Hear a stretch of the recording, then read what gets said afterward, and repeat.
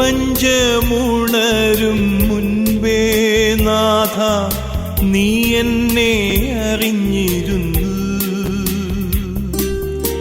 യുഗങ്ങൾ വിടരും മുൻപേ എന്നെ കനിഞ്ഞ് സ്നേഹിച്ചിരുന്നു.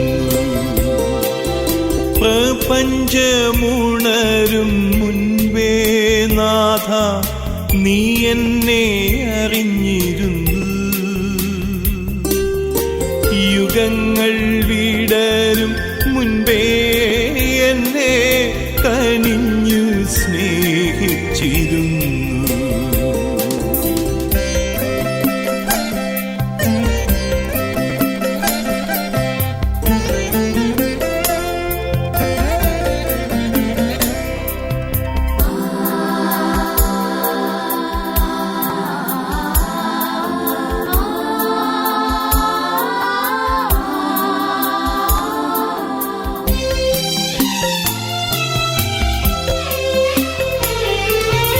മന്ത്രിച്ചു മന്ദം നിൻ മധുനാദം എന്നന്തരംഗത്തിലൊരു നാൾ. മന്ത്രിച്ചു മന്ദം നിൻ മധുനാദം എന്നന്തരംഗത്തിലൊരു നാൾ. ഒരുക്കിയെല്ലാം നിനക്കു വേണ്ടി അരുമസുതനെ ബലിയാക്കി. ഒരുക്കിയെല്ലാം നിനക്കു വേണ്ടി അരുമസുതനെ ബലിയാക്കി. പ്രപഞ്ചമുണരും മുൻപേ നാഥ നീ എന്നെ അറിഞ്ഞിരുന്നു. യുഗങ്ങൾ വിടരും മുൻപേ എന്നെ കനിഞ്ഞു സ്നേഹിച്ചിരുന്നു.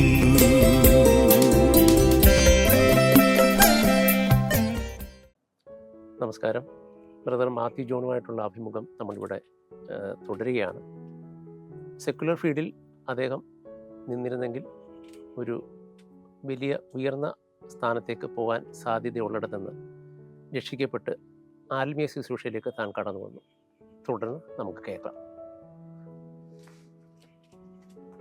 നമ്മളിപ്പം പറഞ്ഞു നിർത്തിയത് 1978 വരെയുള്ള കാലഘട്ടം അങ്ങ് വന്ന ഒരു സമയങ്ങളാണ്. 78 ഹാർട്ട് ബീറ്റ്സിലേക്ക് പോകാനിടയിൽ. അത് ഓൾറെഡി പറഞ്ഞു കഴിഞ്ഞു. 78 കാലഘട്ടം എന്ന് പറയുന്നത് ഒരുപാട് എന്താ പറയുന്നത്, ഇന്ന് കാണുന്ന ഒരു കാര്യങ്ങളും ഉള്ള ഒരു കാലഘട്ടമല്ല. ഒരുപാട് ബുദ്ധിമുട്ടുകളും പ്രയാസങ്ങളും ഒക്കെ നിറഞ്ഞ ഒരു കാലഘട്ടമായിരുന്നു. ആ സമയങ്ങളിൽ ഒരുപാട് അനുഭവങ്ങളിലൂടെ ആയിരിക്കുമല്ലോ കടന്നുപോയത്. ദുഃഖ സന്തോഷ സമ്മിശ്രമായ ഒരുപാട് അനുഭവങ്ങളുണ്ട്. ആ അനുഭവങ്ങൾ പ്രേക്ഷകർക്ക് കേൾക്കാനും ഒരുപാട് ആഗ്രഹം കാണും. നമുക്ക് ആ ഒരു അനുഭവങ്ങളിലൂടെ നമുക്കൊന്ന് കടന്നു പോകാം അല്ലേ. അപ്പം 78 ബാംഗ്ലൂരിലേക്ക് ചെല്ലുന്നു. അവിടെ ഹാർട്ട് ബീറ്റ്സുമായിട്ട് മുന്നോട്ട് പോകുന്നു. ഹാർട്ട് ബീറ്റ്സ് തുടങ്ങിയിട്ടില്ല. 78 ചെല്ലുമ്പം ഈ ടാർഗറ്റ് 80 എന്ന് പറയുന്ന മ്യൂസിക് ടീമാണ് ഉള്ളത്. അപ്പോൾ വാസ്തവത ഈ ടാർഗറ്റ് 80 മ്യൂസിക് ടീം എന്ന് പറഞ്ഞു കഴിഞ്ഞാൽ ഞാനുണ്ട്, പിന്നെ ഭക്തവത്സല അദ്ദേഹമുണ്ട്, പിന്നെ ഒരു ജോജി കാടൻ എന്ന് പറഞ്ഞ ഒരാളുണ്ട്, പിന്നെ രവി വർഗീസ്, സാം ഡേവിഡ് എൻ്റെ കൂടെ പോകുന്ന വയലിനിസ്റ്റ്, അതിന് ശേഷം വരുന്നത്, പിന്നെ ഒരു വേറെ ഒരു ആർട്ടിസ്റ്റ്. അപ്പം വാസ്തവം പറഞ്ഞാൽ അവിടെ പ്രോപ്പറായിട്ട് അന്ന് ഓർഗൻ ഇല്ലാത്ത കാലമാണ്. അപ്പോൾ നമുക്ക് വേണ്ടത് ഒരു അക്കോർഡിയനിസ്റ്റ് വേണം, അല്ലെങ്കിൽ ഹാർമോണിയം നന്നായി വായിക്കുന്ന ഒരാൾ വേണം. അപ്പോൾ അതില്ല അവിടെ. ഭക്തവത്സരൻ അക്കോർഡിയൻ വായിക്കും, പക്ഷെ അദ്ദേഹത്തിൻ്റെ പാട്ടുകൾക്ക് വായിക്കും, മറ്റേ ഒരാൾക്ക് വായിക്കത്തക്ക നിലയിൽ പുള്ളിക്ക് അത് അങ്ങനെ കൈകാര്യം ചെയ്യാൻ പറ്റുന്നില്ല. അപ്പം നമ്മൾക്ക് നല്ലൊരു പ്രോപ്പറായിട്ടൊരു മ്യൂസിക്കും ഈ അര കീ അതായത് ഹാർമോണിയോ അക്കോർഡിയനോ ഉപയോഗിക്കുന്ന ആളുകൾ വേണം ഇതിനകത്ത് കംപ്ലീറ്റ് കാര്യങ്ങൾ കൈകാര്യം ചെയ്യാൻ, എന്ന് പറഞ്ഞാൽ ഇതിനെ നിയന്ത്രിക്കാനായിട്ട്. അപ്പം അങ്ങനെ ഒരാളില്ല. അത് അന്ന് ഞങ്ങളിങ്ങനെ വിഷമിച്ച് ഇരിക്കുക. അപ്പം ഞാൻ അവിടുത്തെ ട്രെയിനിങ് സെൻറ്ററിൽ പോകുന്നുണ്ട്. അപ്പം ചെന്ന ഉടനെ എന്നെ സാം ഡേവിഡിനോട് പറഞ്ഞ് ട്രെയിനിങ് സെൻറ്ററിൽ അറ്റൻഡ് ചെയ്യണം, അത് Great Commission Training Centre campus സൂസൈഡിൻ്റെ അതിനകത്ത് പോകണം. രാവിലെ 8 മണിയാകുമ്പോൾ പോകണം. അത് അതിൽ രസം എന്ന് ചോദിച്ചു കഴിഞ്ഞാൽ ഞാൻ ചെന്നപ്പോൾ എൻ്റെ ടെസ്റ്റ് മണിയൊക്കെ പറഞ്ഞപ്പോൾ അത് എന്ന് പറഞ്ഞാൽ എന്നോട് ചോദിച്ചാൽ അങ്ങനെയാണ്. അപ്പം എനിക്ക് അറിയാവുന്ന പോലൊക്കെ ഞാൻ പറഞ്ഞു, ഞാൻ ഇതുപോലെ രക്ഷിക്കപ്പെട്ടു, ഇങ്ങനെ എൻ്റെ പാസ്റ്റ് ലൈഫ് ഇതായിരുന്നു, എനിക്കൊരു നിയന്ത്രണം വിട്ട ഒരു ജീവിതത്തിലായിരുന്നു ഞാൻ. പക്ഷേ ദൈവം എന്നെ സഹായിച്ചു, എനിക്കിപ്പോൾ സന്തോഷമുണ്ട്. അപ്പം ഞാൻ രക്ഷിക്കപ്പെട്ട് ചില മാസങ്ങളായി കഴിഞ്ഞു. അപ്പോൾ അതിനോടിടയ്ക്ക് ഞാൻ ഈ ക്യാമ്പസ് സൂസൈഡിൻ്റെ ചെറിയ മീറ്റിങ്ങുകൾക്കൊക്കെ കേരളത്തിലും അവിടെ ഇവിടെയൊക്കെ പോവുകയൊക്കെ ചെയ്തിട്ടുണ്ട്. അപ്പോൾ അതിനുശേഷമാണ് ബാംഗ്ലൂർ വരുന്നത്. അപ്പോൾ വാസം പറഞ്ഞാൽ എനിക്ക് ഒരു റിലീഫ് കിട്ടിയ പോലെ എൻ്റെ മനസ്സിൽ തന്നെ തോന്നുന്നുണ്ട്. എന്ന് വെച്ച് കഴിഞ്ഞാൽ അല്ലാതെ ഞാൻ ഈ സെക്യുലർ ഫീൽഡ് നാട്ടിൽ പാടി നടന്നാലേ എത്ര നാൾ പാടാൻ പറ്റും? എനിക്കങ്ങനെ പറ്റത്തില്ല. അത് തന്നെയല്ല, പാട്ടിനകത്ത് ഒത്തിരി കുറവുകളുണ്ട്. എനിക്ക് ടങ് ടൈ ഒക്കെ ഉള്ള നാക്കിന് കെട്ടലുണ്ട്, പല വാക്കുകൾ എനിക്ക് കൃത്യമായി പറയാൻ പറ്റത്തില്ല. അതൊക്കെ കൊണ്ട് എൻ്റെ ഫാദർ എന്നോട് വഴക്ക് പറഞ്ഞു, നീ ഇതിന് വേണ്ടി പോകണ്ട, പാട്ടൊന്നും നിനക്ക് പറ്റുന്ന പരിപാടിയില്ല, അത് സക്സസ് ഇല്ല എന്ന് എൻ്റെ ഫാദറിന് അങ്ങനെ തോന്നി. അതുകൊണ്ടാണ് അങ്ങനെ പറഞ്ഞു. അപ്പം ഞാൻ ഇവിടെ വന്നപ്പോഴത്തേക്കും ഞാൻ പറഞ്ഞു, എന്നാണെന്ന് പറഞ്ഞാൽ എനിക്ക് മനസ്സിന് സമാധാനമുണ്ട് ഇവിടെ വന്ന്. ഞാനിങ്ങനെ കാശൊക്കെ കിട്ടുന്നുണ്ട് കേരളത്തിൽ ഗാനമേളയ്ക്ക് പാടുമ്പോൾ. അതുപോലെ ലൂർദ് പള്ളിയിൽ നിന്നും നല്ല എമൗണ്ട് എന്നോടത് പറഞ്ഞിട്ടുണ്ട് പല പ്രാവശ്യം. ആ സമയങ്ങളിൽ ഒരുപാട് കല്യാണത്തിനും അതിനൊക്കെ പാടുന്നത് ഭയങ്കര പൈസയാണ്. അവിടെ പള്ളി വാങ്ങിക്കും, വന്നിട്ട് നമുക്ക് ഇഷ്ടം പോലെ കാശ് കിട്ടും. അന്ന് പ്രോഗ്രാമിനും പാടുമ്പോഴത്തേക്കിന് ഇഷ്ടം പോലെ പ്രോഗ്രാമുകളും വലിയ വലിയ ടീമുകൾ അപ്പം അതിനകത്ത് പാടണം. വാസം പറഞ്ഞാൽ അങ്ങനെയൊക്കെ നിന്നിട്ട് ഞാൻ ഇവിടെ വന്നു. ഇവിടെ വന്നപ്പോൾ ഇത് പൈസ ഒന്നുമല്ല, നമുക്ക് മനസ്സിനൊരു സമാധാനം, പിന്നെ ഒരു സന്തോഷം. ഫ്യൂച്ചറൊന്നുമില്ല മറ്റേ നാട്ടിൽ നിന്ന് കഴിഞ്ഞാൽ, എങ്ങനെയായി തീരും എന്നറിയത്തില്ല. പക്ഷേ ഇവിടെ ഞാൻ വന്നപ്പോഴത്തേക്ക് ഏതായാലും ദൈവകാര്യത്തിന് വേണ്ടി അറിയിക്കും, ഇനിയിപ്പോൾ എന്ത് സംഭവിച്ചെന്ന് ദൈവം നോക്കിക്കോളും എന്നൊരു ചിന്ത എൻ്റെ മനസ്സിലുണ്ട് കേട്ടോ. അപ്പം അങ്ങനെ ഞാൻ അവിടെ വന്ന് ഇരിക്കുകയാണ്. അപ്പം ഈ ഏറ്റവും വലിയ വെല്ലുവിളി എന്ന് പറയുന്നത് നമുക്കൊരു പ്രോപ്പറായിട്ട് ഒരു കീബോർഡ് വായിക്കാൻ, കീബോർഡല്ല, ഈ ഹാർമോണിയോ അക്കോർഡിയനോ വായിക്കാൻ. അപ്പം ഞാനിങ്ങനെ അത് വിഷമിച്ച് ഇരിക്കുന്നു. എന്നാലും ഞങ്ങൾ അങ്ങോട്ടും ഇങ്ങോട്ടും ഭക്തവത്സനാകുന്നവരൊക്കെ വായിക്കും. പിന്നെ ബാക്കിയുള്ളവരോടൊക്കെ ചേർന്ന് ഞങ്ങളിങ്ങനെ, പിന്നെ ഞാൻ ചെറുതായിട്ട് ഗിറ്റാർ പ്ലേ ചെയ്യുന്ന ആളാണ്. അപ്പം ഞാനിവിടെ ഗിറ്റാറിലൂടെയൊക്കെ വായിച്ച് ഞങ്ങളിങ്ങനെ ചെറിയ ചെറിയ പരിപാടിക്ക് ബാംഗ്ലൂരിലൊക്കെ പോകുന്നുണ്ട്. പിന്നെ ഞങ്ങൾ ട്രെയിനിങ് സെൻറ്ററിലൊക്കെ പാടും. അപ്പോൾ എൻ്റെ ട്രെയിനറായിട്ടുള്ളതെന്ന് പറയുന്നത് ഞാനീ പറഞ്ഞ ടൈറ്റസ് എന്ന് പറയുന്ന എമിച്ചറിയൻ സാറിൻ്റെ മകൻ, അദ്ദേഹത്തിൻ്റെ ചേട്ടനൊരാണ് ജോൺസ് ചെറിയാൻ എന്ന് പറയുന്നത്. അദ്ദേഹം ഭാര്യയും ക്യാമ്പസ് ഹൂസിൻ്റെ സ്റ്റാഫുകളാണ്. അദ്ദേഹം ആണ് ഏക മലയാളി അന്ന് ആ ട്രെയിനിങ് സെൻറ്ററിലുണ്ട്, മുഴുവൻ സായിപ്പന്മാരും മറ്റു ലാംഗ്വേജുകാരും. അപ്പോൾ പുള്ളിക്കാരനാണ് എൻ്റെ ട്രെയിനറായിട്ട് ഈ ബാംഗ്ലൂരിലെ ഇവിടെ ഉള്ളത് ട്രെയിനിങ് സെൻറ്ററിൽ ക്യാമ്പസ് ഹൂസൈൻ്റെ ഇവാഞ്ചലിസ്റ്റിക് ട്രെയിനിങ്. അവർ പഠിപ്പിക്കുക എങ്ങനെ കർത്താവിനെ കുറിച്ച് മറ്റുള്ളവർക്ക് പറയാവുന്നത്. അപ്പോൾ അദ്ദേഹത്തോട് ഞാനിങ്ങനെ എൻ്റെ ഈ സങ്കടം പറഞ്ഞു, വലിയ ബുദ്ധിമുട്ടായി, ഇവിടെ നമുക്ക് വായിക്കാനായിട്ട് ആരും ഇല്ലല്ലോ എന്ന് പറഞ്ഞു. അപ്പോൾ അദ്ദേഹം എന്നോട് പറഞ്ഞു, ഞാനൊരു കാര്യം ചെയ്യാം, എൻ്റെ അനിയനുണ്ട്, പക്ഷെ അവന് ജോലി തപ്പി ബോംബെക്ക് പോയിരിക്കുക. ബോംബെയിൽ നിന്ന് അവൻ തിരിച്ചു വരുമ്പോൾ നമുക്ക് അവനോട് ചോദിക്കാമെന്ന്.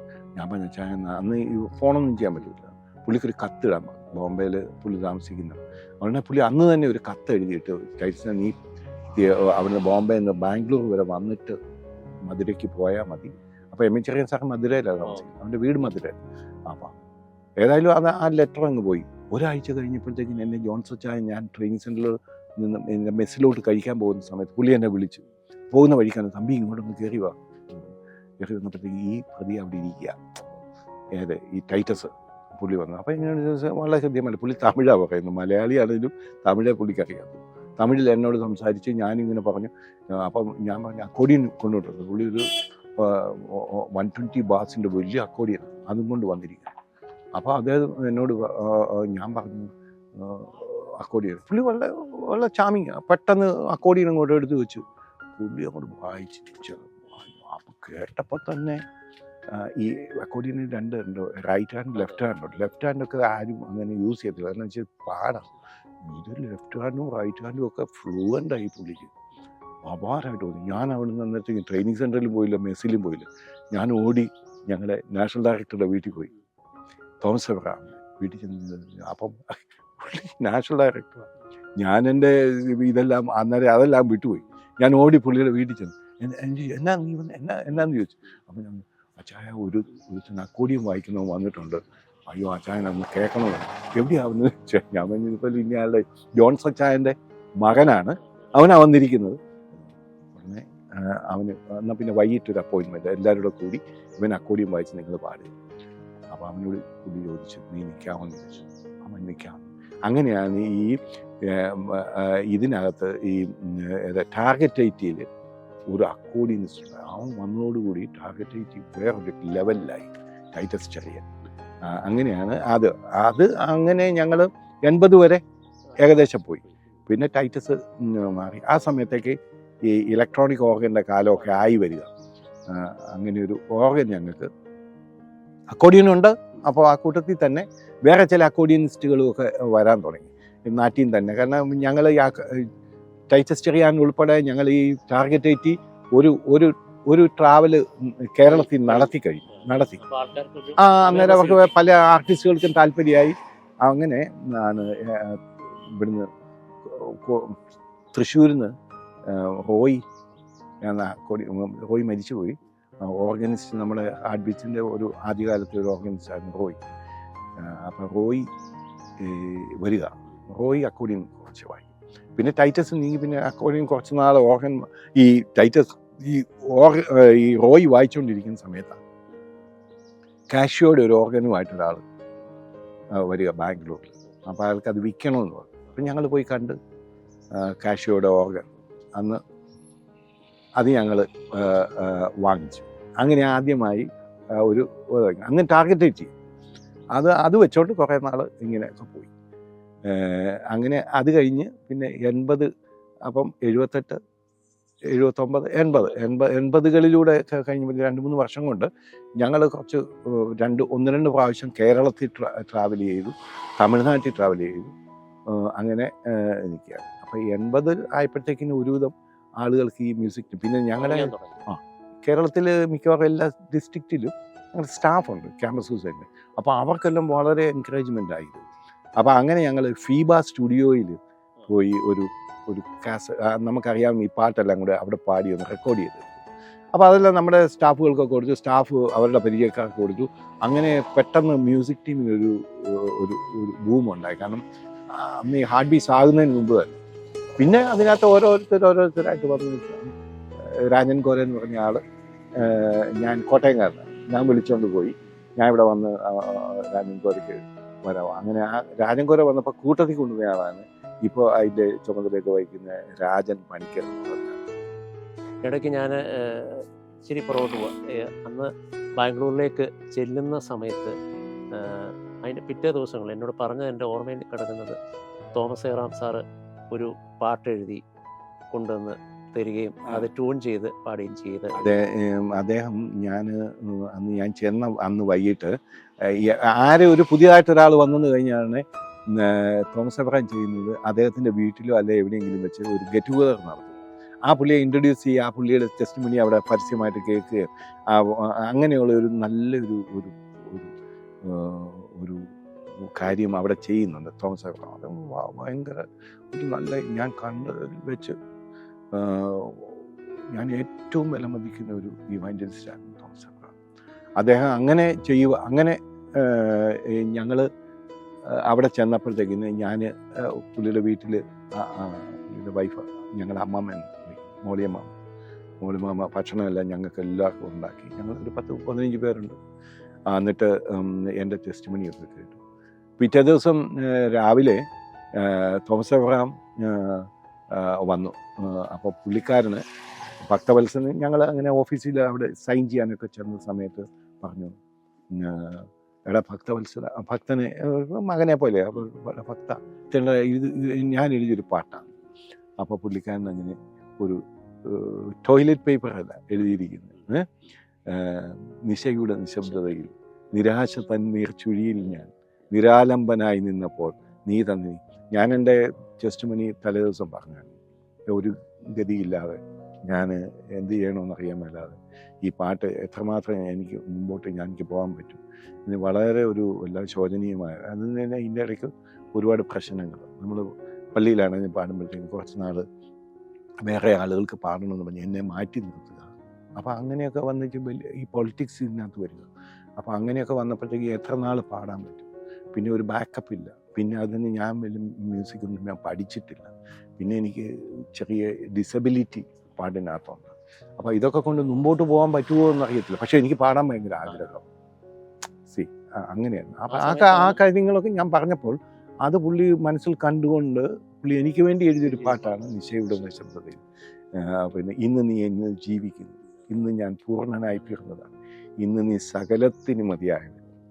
തോമസ് അബ്രഹാം ഒരുപാട് പാട്ടുകൾ അങ്ങനെ അത് എഴുതിയിട്ടുണ്ട്. ഒട്ടുമിക്കതും എനിക്ക് തോന്നുന്നു ഭക്തവത്സലൻ തന്നെയാണ് അതിന് സംഗീതം നൽകിയിരിക്കുന്നത്. ചെയ്ത പാട്ടുകളൊക്കെ അതിമനോഹരമായിട്ടാണ് ചെയ്തിരിക്കുന്നത്. നമ്മൾ ആ പാട്ടുകളിലേക്കൊക്കെ വരും. നമ്മൾ അനുഭവങ്ങളിലൂടെ കടന്നു പോവുകയാണ്. ഈ പറഞ്ഞ നിശയുടെ നിശബ്ദതയിലെ, ആട്ടിടയ, അങ്ങനെ അനേകം പാട്ടുകൾ പ്രിയ മാത്യു ജോണിലൂടെ നമ്മൾ കേട്ടിട്ടുണ്ട്. അത് ഇന്നും നമ്മുടെ മനസ്സുകളിലുണ്ട്. അതിലേക്ക് നമുക്ക് വരാം, അനുഭവങ്ങളിലേക്ക് തുടരാം. അങ്ങനെ ഹാർട്ട് ബീറ്റ്സിൽ തുടരുന്ന സന്ദർഭങ്ങളിലാണ്. ആ സന്ദർഭങ്ങളിൽ ഞാൻ നേരത്തെ പറഞ്ഞ പോലെ ഒരുപാട് പ്രയാസങ്ങളിലൂടെയൊക്കെ പോയ ഒരു സമയമായിരിക്കുമല്ലോ. ക്യാമ്പസ് ക്രൂസൈഡിൽ ചെന്നു. അവിടെ ഒന്നാമത്തെ കാര്യം ഒരു ലാംഗ്വേജ് പ്രോബ്ലം. ഞാൻ ഇംഗ്ലീഷൊന്നും സംസാരിച്ചിട്ടില്ല. അവിടെ ചെന്നപ്പോൾ അവിടെ ക്യാമ്പസിൽ അപ്പം ഞങ്ങൾ ഇന്ദിരാനഗർ എന്ന് പറയുന്ന വലിയൊരു വളരെ ചെറിയ പ്രായമാണ് ആ സമയം. അതെ, അത് അന്നേരം നമ്മൾ ഒന്നാമത്തെ കാര്യം നമ്മൾ വീട്ടിൽ ഒരു കാത്തലിക് ബാക്ക്ഗ്രൗണ്ടിൽ ജീവിച്ച ആളാണ്. അപ്പം ഇതിനകത്തൊക്കെ പോയി നിൽക്കുമ്പോൾ വീട്ടുകാർക്ക് വലിയ അങ്കലാപ്പാണ്. ഞാൻ എങ്ങോട്ടായി പോകുന്നത്, എന്തായി തീരുവേണ്ടത്. അപ്പം ഞാൻ അവിടെ ചെന്നപ്പോഴും നമുക്കങ്ങനെ വലിയ പൈസയൊന്നും അവർ ഓഫർ ചെയ്യുന്നു, അങ്ങനെ ശമ്പളമല്ല. അവിടെ പറയുന്ന ലിവിങ് അലവൻസ് എന്ന് പറഞ്ഞ ചെറിയ എമൗണ്ട് ആണ്. ഞാൻ ചെന്ന ഏകദേശം 1 വർഷത്തോളം എനിക്ക് 100 രൂപ വെച്ച് തരുന്നു അന്ന്. അപ്പോൾ അത് എൻ്റെ ചിലവിന്. പിന്നെ ഒരു മെസ്സുണ്ട്, മെസ്സിൽ നിന്ന് കഴിക്കാം. അപ്പോൾ അങ്ങനെയൊക്കെ ആയിരുന്നു. അപ്പോൾ അതുകൊണ്ട് നമുക്ക് ഫ്യൂച്ചർ എന്നാകുന്നു അങ്ങനെ ആകുന്നില്ല. പക്ഷെ ഞാൻ പിന്നീട് കുറച്ച് നാട് ഓടിക്കഴിഞ്ഞപ്പോൾ എനിക്ക് നല്ല നല്ല ദൈവം ഇത് കൊണ്ടുപോകുന്നത്. ദൈവം പിന്നെ എനിക്ക് ഭയങ്കര ധൈര്യമായി. പിന്നെ നമ്മൾ എന്തെങ്കിലും നമ്മുടെ കഴിവിലോ നമ്മൾ എന്തെങ്കിലും നേടുന്നതിലോ ഒന്നും അല്ല കാര്യം, ദൈവം നടത്തിക്കോളും എന്നൊരു ഭയങ്കര വിശ്വാസം കുറച്ച് നാൾ. അങ്ങനെ 80കളിലൊക്കെ. അപ്പം 80കളോടുകൂടി ഈ മ്യൂസിക് ടീമിൽ പലർക്കും വരാൻ, ഈ രാജൻ കോരെ ഞാൻ വിളിച്ചു വന്നത്, രാജനും എൻ്റെ കൂടെ. അങ്ങനെ ഇരിക്കുമ്പോൾ തിരുവനന്തപുരത്ത് ഉള്ള ക്യാമ്പസ് ക്രൂസൈഡിലെ ഒരു പ്രവർത്തനം ഉണ്ടായിരുന്നു, ഒരു വിൽസൺ എന്ന് പറയുന്നത്. വിൽസന് അവിടെ തരംഗനിസരി എന്ന് പറയുന്ന മ്യൂസിക് കോളേജിൽ പഠിക്കുന്നുണ്ട്. അപ്പോൾ അവിടെ പുള്ളിയുടെ കൂടെ പഠിച്ചിരുന്ന ആളാണ് സണ്ണി ചിറയൻകീഴ്. സണ്ണി ചിറയൻകീഴുള്ള ഒരു ഡെൻ്റൽ വലിയ ക്ലിനിക്കൊക്കെ ഉള്ള ഒരു ഡോക്ടറുടെ മകനാണ്. അപ്പോൾ അദ്ദേഹം നന്നായി ഗിറ്റാർ വായിക്കും, അതുപോലെ വേറെ റിതം സൈഡെല്ലാം വായിക്കും, നല്ലൊരു സർവകലാവല്ലഭൻ. അപ്പം വിൽസന് സണ്ണിയോട് ചോദിച്ചു. സണ്ണി ഒരു മാർത്തമ്മ ബാക്ക്ഗ്രൗണ്ട്. സണ്ണിക്ക് ക്യാമ്പസ് ക്രൂസൈഡ് മ്യൂസിക് ടീമോട് വരാമോ, ബാംഗ്ലൂരിന് വരുന്നതെന്ന് ചോദിച്ചു. അപ്പോൾ സണ്ണി അന്ന് ഒരു മ്യൂസിക് ടീമിൽ ഇടവ ബഷീർ എന്ന് പറയുന്ന വലിയൊരു മ്യൂസിഷ്യൻ, അദ്ദേഹത്തിൻ്റെ മ്യൂസിക് ടീമിൽ പാടുന്നുകൊണ്ട് അതുകൂടാതെ തരംഗനിസരിയിൽ പഠിച്ചുകൊണ്ടിരിക്കുകയാണ്, ഗിറ്റാർ പഠിക്കുക. അപ്പം പുള്ളിക്കാരന് ലണ്ടൻ മ്യൂസിക് സ്കൂളിൻ്റെ സർട്ടിഫിക്കറ്റൊക്കെ ഉള്ള ആളാണ്, 8th ഗ്രേഡൊക്കെ മ്യൂസിക് ചെയ്തിട്ടുണ്ട്. അപ്പോൾ അദ്ദേഹം ഈ വിൽസനോട് പറഞ്ഞു വരാമെന്ന്. അങ്ങനെ വിൽസൻ്റെ കൂടെ ബാംഗ്ലൂരിൽ വന്നു. അങ്ങനെയാണ് സണ്ണി ബാംഗ്ലൂരിൽ എത്തുന്നത്. അത് കഴിഞ്ഞ് പിന്നെ വേറെ അതുപോലെ പല ആർട്ടിസ്റ്റുകൾ, ഒരു ഡാനി എന്ന് പറഞ്ഞ ഒരാളുണ്ടായിരുന്നു, അയാൾ തമിഴ്നാട്ടുകാരൻ. പിന്നെ ഒരു പ്രഭു എന്ന് പറഞ്ഞ വേറൊരാളുണ്ടായിരുന്നു, അയാൾ ഒരു ഭയങ്കര ബേസ് ഗിറ്റാർ. ഇപ്പോൾ അയാൾ ഇംഗ്ലണ്ടിലെങ്ങാണ്ട് ഒരു സ്റ്റുഡിയോ ഒക്കെ ഇട്ടിട്ടുണ്ട്. അത് വലിയ ക്ലാസ് ആർട്ടിസ്റ്റുകൾ, അവരൊക്കെ കുറച്ച് നാൾ വായിച്ചിട്ടുണ്ട്. പിന്നെ ഒരു ജിമ്മി എന്ന് പറഞ്ഞ ആൾ. ഇങ്ങനെ പല ആളുകളും വന്നും പോയി നിൽക്കുന്നു. പക്ഷെ സ്ഥിരമായിട്ട് ഉണ്ടായിരുന്നു എന്ന് പറഞ്ഞു കഴിഞ്ഞാൽ ഭക്തവത്സലൻ ഉണ്ടായിരുന്നു, രമണി ഉണ്ടായിരുന്നു, സണ്ണി, പിന്നെ സോളമൻ, തബല രാജൻ, ഇങ്ങനെയുള്ളവർ സ്ഥിരമായിട്ട്. പിന്നെ ഞാനും, ഞങ്ങൾ സ്ഥിരമായിട്ട് പാടാനായിട്ട് വാസ്തവത്തിൽ ഭക്തവത്സലൻ ചില പാട്ട് 1-2 പാടും, പിന്നെ ഞാൻ പാടുന്നു, പിന്നെ രമണി പാടുന്നു. പിന്നെ ലോക്കലി ആരെങ്കിലും വരുന്നെങ്കിൽ അങ്ങനെ പ്രിഫർ ചെയ്യത്തില്ല, നമ്മൾ തന്നെ പാടുന്നുള്ളൂ. അഥവാ ഇപ്പം ആന്ധ്രയിൽ ഏതെങ്കിലും ഒരു സ്ഥലത്ത് ചെല്ലുമ്പോൾ അവിടെ ഒരു നല്ല ഒരു സിംഗർ ഉണ്ടെങ്കിൽ അവരെ നമ്മൾ വിളിക്കും. അതുപോലെ നമ്മൾ ആ വെല്ലൂർ ഡയസ്, ഈ CSIയുടെ ഡയസ് ഉണ്ട്. അപ്പോൾ അവിടെ ചെന്നപ്പോൾ അവിടുത്തെ ഒരു ബിഷപ്പിൻ്റെ മകനുണ്ട്, അവൻ്റെ പേര് ഞാൻ ഓർക്കുന്നില്ല. അപ്പോൾ അവൻ നല്ലൊരു ബ്യൂട്ടിഫുൾ സിംഗറാണ്. അപ്പം നമ്മൾ നോക്കിയിട്ട് അവന്, അപ്പോൾ അങ്ങനെ അവൻ എന്നെ ഒരു പാട്ട് പഠിപ്പിച്ചു. നല്ല സിംഗറായിരുന്നു. ഉലകിൽ എമക്കൊരു പെരുമൈ എങ്കിൽ മെയ്പ്പർ സുമന്ത അന്ത സിലുവേ. എനിക്ക് തോന്നുന്നു ഞാൻ ആ പാട്ട് ഒരുപാട് സ്ഥലത്ത് പാടി. അതുപോലെ തമിഴിൽ നാദം ഇസൈ നാദം ഇതെവരെയും കവർന്നിടുന്ന എന്ന് പറഞ്ഞൊരു പാട്ട്. പിന്നെ കാലമെല്ലാം പാടിയിട്ട് കർത്തരേസ് അൻപുത്തനെ, ഇങ്ങനെ കുറേ നല്ല പാട്ടുകൾ എനിക്ക് സ്വന്തമായിട്ട് തമിഴ്നാട്ടിലുണ്ടായി. പിന്നെ സീർകാളി പ്രകാശം എന്ന് പറഞ്ഞ ആൾ ഞങ്ങളോട് പറഞ്ഞു. അയാളൊരു വില്ലേജ് സിംഗറാണ്. അദ്ദേഹത്തിൻ്റെ പാട്ടാണ് ഓ മനിതനെ നീ എങ്കെ പോകിன்றார். അത് പിന്നെ വേറൊരു പാട്ടുണ്ടായിരുന്നു, ദേവാലയത്തിലെ രണ്ടായി കിളിന്ത തണ്ടോ, അതൊക്കെ അദ്ദേഹത്തിൻ്റെ പാട്ടുകളായിരുന്നു. അതെല്ലാം പിന്നെ അവരൊക്കെ കുറച്ച് നാൾ നിന്ന് കഴിഞ്ഞ് അങ്ങ് പോയി. അപ്പോൾ പിന്നെ ആ പാട്ടുകളൊക്കെ കളയാതെ തൂത്ത് തുടച്ച് ഞാൻ അങ്ങ് പാടാൻ തുടങ്ങി. അങ്ങനെയാണ് ഇതിൻ്റെ ഹാർട്ട് ബീറ്റ്സിൻ്റെ ഓരോ പടിപടിയായിട്ടുള്ള മാറ്റം. അങ്ങനെ ആ ആർട്ടിസ്റ്റുകൾ വന്നു. 80 ക്യാമ്പസ് ക്രൂസൈഡിൻ്റെ 1980 ഞങ്ങളുടെ നാഷണൽ കോൺഫറൻസ് നടക്കുന്ന സമയത്ത് ഈ മ്യൂസിക് ടീമിനെ കുറിച്ചൊരു ഒരു ചിന്ത, ഒരു ദിവസത്തെ മുഴുവൻ ഒരു ചിന്ത ഉണ്ടായി. അവരെ എന്ത് ചെയ്യണം, സ്റ്റാഫ് എല്ലാം ഇരിക്കുമ്പോഴത്തേക്കിനെ ഇവരെ എങ്ങനെ നിങ്ങൾക്ക് യൂസ് ചെയ്യാൻ പറ്റും എന്നൊക്കെ പറഞ്ഞു. അപ്പോൾ എല്ലാവരും പറഞ്ഞു ഞങ്ങൾ ഓരോ സ്റ്റേറ്റിലും ഇവരുടെ പ്രോഗ്രാം അറേഞ്ച് ചെയ്യാം എന്നൊക്കെ പറഞ്ഞ് പല അഭിപ്രായങ്ങളും. അങ്ങനെ ആ അഭിപ്രായത്തോട് വെച്ച് ഓരോ സ്റ്റേറ്റ് വൈസിൽ ഇങ്ങനെ പ്രോഗ്രാം എല്ലാം അറേഞ്ച് ചെയ്ത് അവരുടെ ലിസ്റ്റ് വന്നു കഴിഞ്ഞാൽ ലോകം മുഴുവൻ ഞങ്ങളുടെ ക്യാമ്പസ് സ്റ്റാഫും ഓഫീസുകളും എല്ലാം അന്ന് സിറോക്സ് എടുക്കുന്നു. അവർക്കെല്ലാം അന്നേരം അയച്ചു കൊടുക്കും. നമ്മൾ എത്ര മണിക്കാണ് സ്റ്റേജിൽ നിൽക്കുന്നത്, ആ സമയത്ത് നമുക്ക് വേണ്ടി പ്രാർത്ഥിക്കണം. പിന്നെ ഒരു ചെയിൻ പ്രയർ സ്റ്റാർട്ടാകും. അപ്പോൾ ഇടമുറിയാതെ ആ പ്രോഗ്രാം ചെയ്യുന്ന സമയത്ത് ലോകത്ത് എല്ലാ ഇടങ്ങളിൽ നിന്നും ആരെങ്കിലും ഒരാൾ ഈ ടീമിന് വേണ്ടി പ്രാർത്ഥിച്ചു. ബ്രദർ മാത്യു ജോണുമായിട്ടുള്ള അഭിമുഖം ഇവിടെ അവസാനിക്കുന്നില്ല.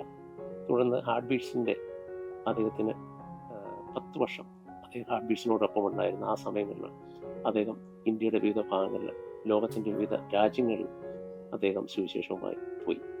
ആ അനുഭവങ്ങൾ ഒത്തിരി ഹൃദയസ്പർശിയായ കാര്യങ്ങളാണ്. അത് അടുത്ത ഒരു എപ്പിസോഡിൽ നമുക്ക് കാണാം.